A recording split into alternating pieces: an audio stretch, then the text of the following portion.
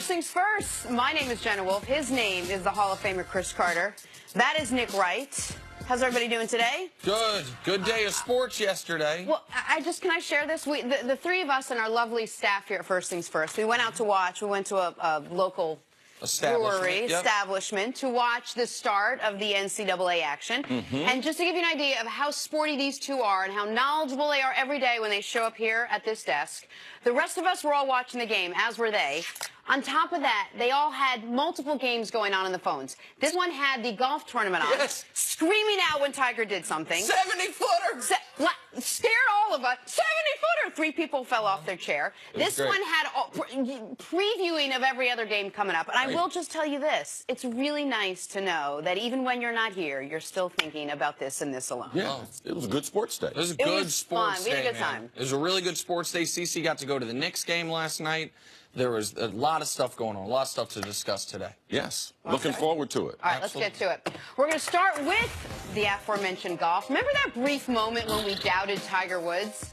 That's hilarious. Tiger building on his momentum from last week. He finished the first day at the Arnold Palmer Invitational at 4 under, just 4 strokes behind the leader. He even nailed a 71-foot putt. This from the guy who's only 11 months removed from spinal fusion surgery. Literally, he had back surgery 11 months ago. CC, how impressed were you with Tiger's performance yesterday? Well, very impressed. Very impressed that he could follow up a top 5 finish in the Valspar tournament last week, this week at Bay Hill. Now, Bay Hill is a golf course that I would say is a little bit easier than the course that they played last week in Tampa. And the reason why, the driving areas are larger.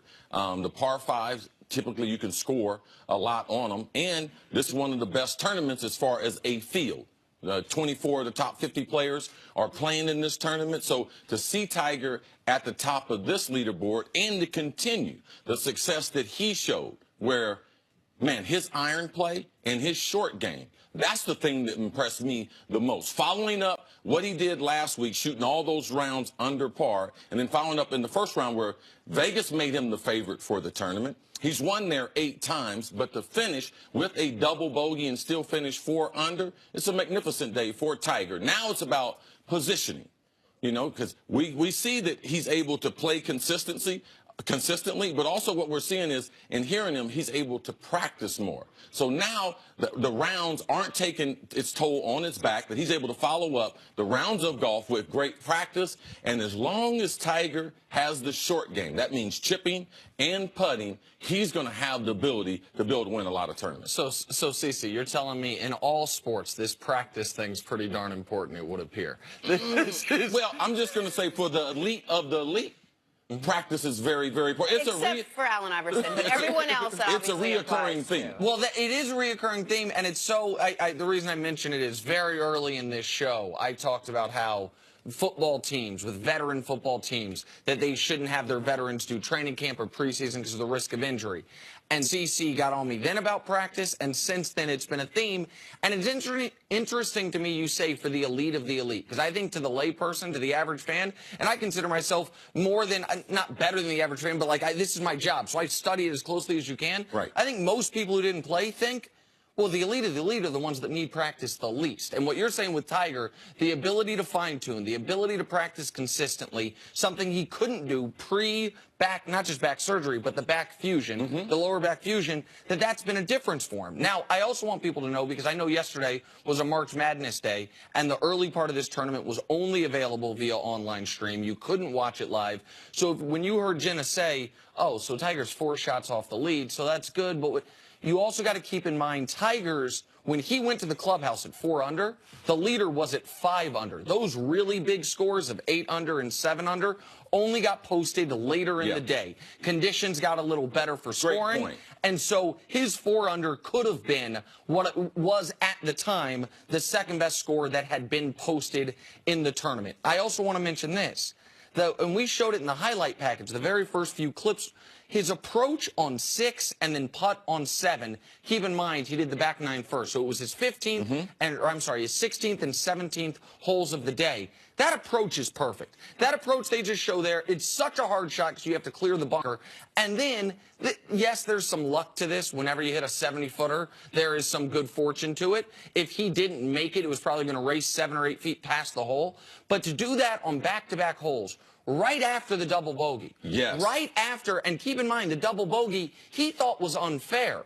It was an odd ruling. The ball got tangled in a man-made, I guess all fences are man-made, but a fence that is not typically there. A temporary fence. Temporary, that's the word, thank you, as opposed to the God-made fences that are just lining golf courses. Those.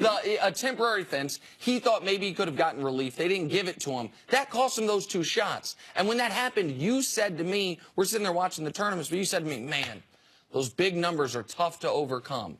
To then answer that and respond with the next 3 holes he did was brilliant by him. Let's take this back even further. We mentioned he's 11 months removed from having back surgery. He's only really 6 months removed from hitting balls again. So now he had a few tournaments where he's starting to build on this momentum.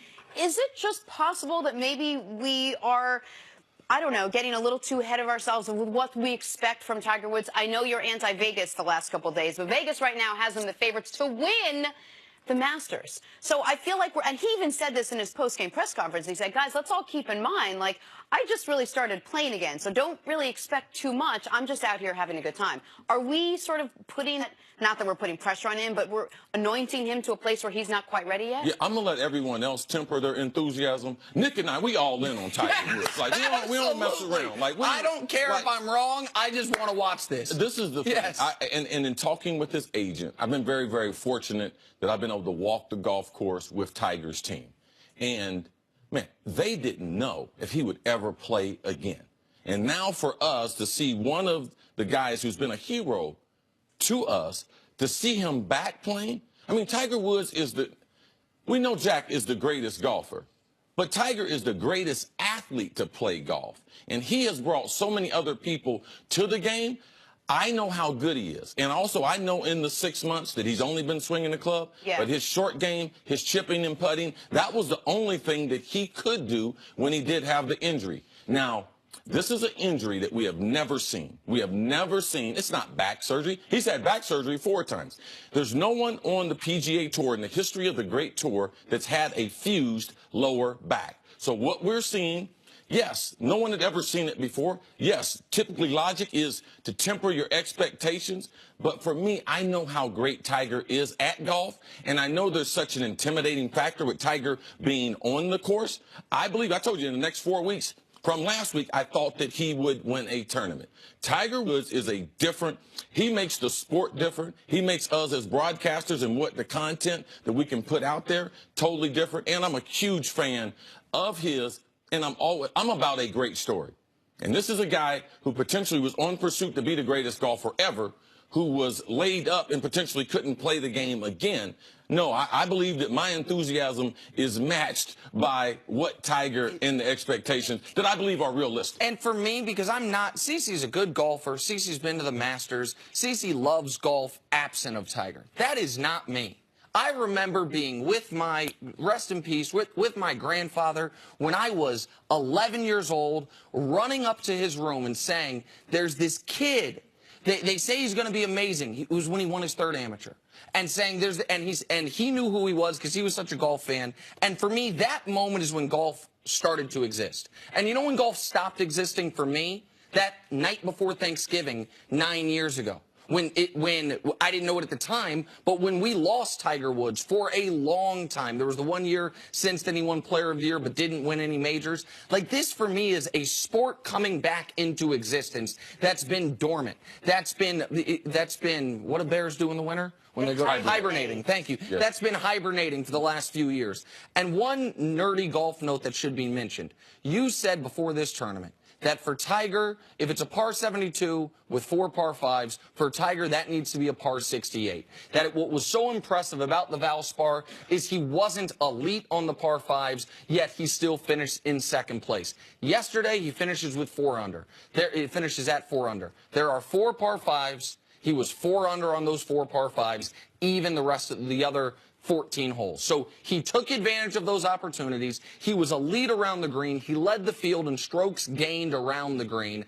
If he can get his driver and his 3-wood to stop going sideways. Yes, just to be average. Just to be average accuracy off the tee with his driver or 3-wood, he is back to being the single most dangerous golfer on tour, and for me, it's exhilarating. Well said. Very much. All right, we'll take a break here. Coming up, Richard Sherman has some choice words for Pete Carroll, his former coach. Hear from him next on First Things First. Y'all notice how ever since I said I'm the smartest guy on sports TV, You can't remember any words? Yeah, I forgot I know. hibernate. This